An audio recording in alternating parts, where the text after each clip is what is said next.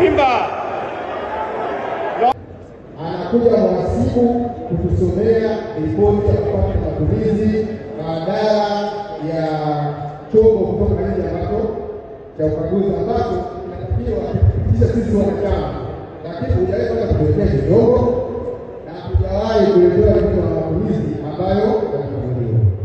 Sasa kwa ugunduzi huu ambao mimi ni mwashaji baraza la michezo, ni mwashaji BMT na hapo kuna mwakilishi wa BMT. Katika hili naomba ulizingatie, tunaibu waziri wa michezo, naomba ulizingatie swala hili. Sasa swali kwako mwenyekiti wa klabu Bwana Mangungu pamoja na wajumbe wote hapo mbele. Je, mnatosha kuendelea kuiongoza Simba kwa ufaidi kama huu?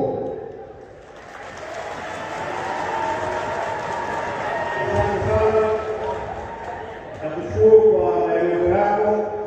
Tatizo lililo na wewe ni magumu, lakini ripoti ya bodi ambayo ni mwenyekiti wake wa bodi, kwa hiyo